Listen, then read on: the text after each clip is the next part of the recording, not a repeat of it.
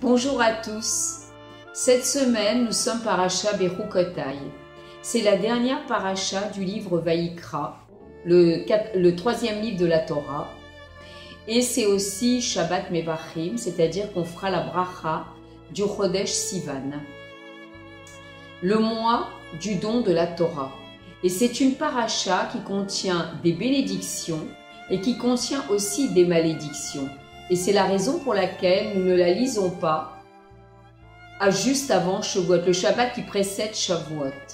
Et donc, il est écrit comme ça dans la Torah que le troisième mois, c'est-à-dire le mois de Sivan, le peuple juif est arrivé donc dans le désert du Sinaï pour recevoir la Torah. Et donc, il est arrivé là-bas à Rosh Chodesh afin que Moshe Rabbeinu les prépare au don de la Torah. Et le désert du Sinaï est évidemment lié au don de la Torah. Moshe a reçu la Torah au mont Sinaï. Et les Chachamim nous disent qu'elle a été donnée dans un endroit Hefker, c'est-à-dire un endroit qui n'appartient à personne. Et Kadosh Baruch Hu nous a donné sa Torah. Elle nous revient de droit depuis notre naissance.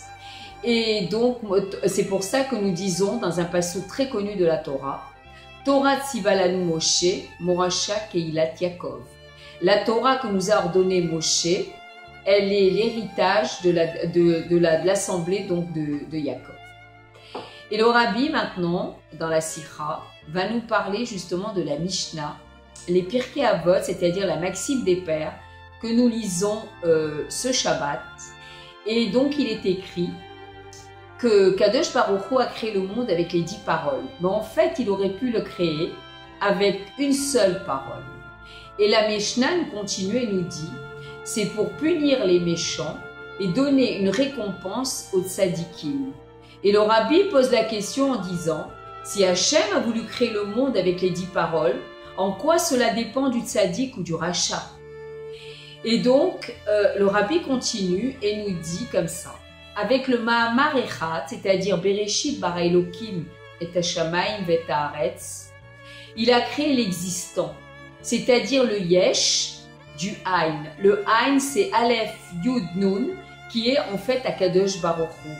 La matière première qui est complètement égale à toutes les créatures du monde.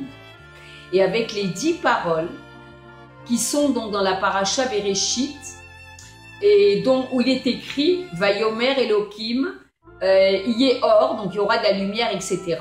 Et si vous regardez dans la paracha Bereshit, vous allez voir que le mot Vayomer, c'est-à-dire ça fait partie des 10 paroles, apparaît 9 fois.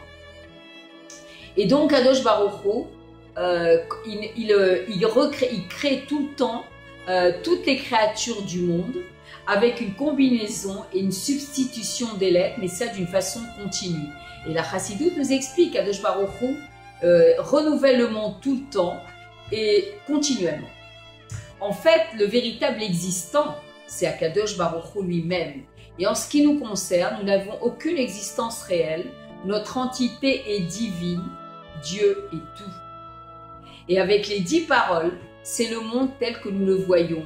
C'est-à-dire que chaque créature a une importance particulière et un rôle particulier. Et dans les 10 commandements, il y a également ces 2 niveaux. Il y a le Mahamar Echad, c'est-à-dire la parole, une parole de Dieu, c'est quoi? C'est Anochi, Anochi Hashem Elokecha. Dans le mot Anochi, c'est Akadosh Baruch Hu. Et c'est le 1 qui ne rentre pas dans le compte. Il est au-dessus de tout, c'est-à-dire la Torah. Et Akadosh Baruch Hu, c'est le Chad, c'est l'unité. Et les 10 paroles, en fait, représentent les 10 commandements, qui sont les 613 mitzvot de la Torah. Et donc, c'est les mitzvot donc, négatives et positives, qui correspondent à nos 248 organes, et 365 tendons, veines, etc.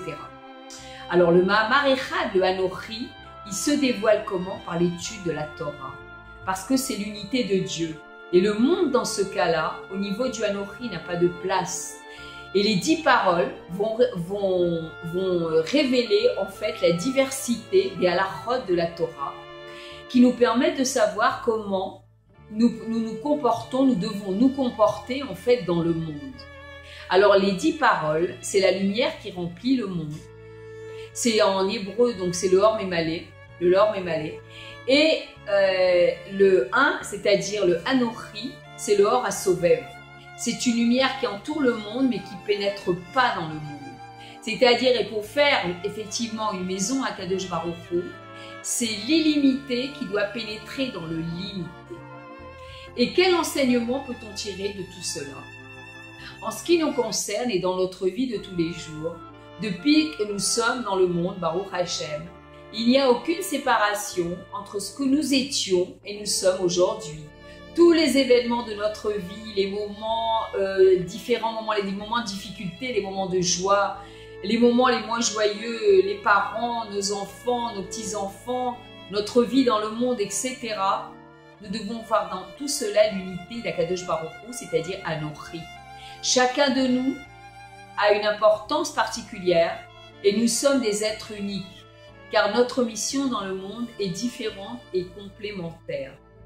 Et le Rabbi Melech HaMashiach nous demande d'être en ardout, c'est-à-dire unis, comme nous l'étions au moment de Matan Torah, c'est-à-dire comme un seul homme avec un seul cœur. Et encore plus, et plus que jamais aujourd'hui, car nous vivons de grands miracles. Nous devons savoir que nous avons donc la prophétie du Rabbi. D'abord, premièrement, que les guerres sont terminées. Le Rabbi a annoncé ça dans la paracha Mishpatim en 1992. Nous ne devons pas avoir peur, nous ne devons pas faire peur, car Israël est l'endroit le plus sûr du monde, nous dit le Rabbi Melech HaMashiach. Je vous souhaite Shabbat Shalom avec d'excellentes nouvelles. Yehi Adonenu Morenu Verabenu Melech HaMashiach Leolam Vaed.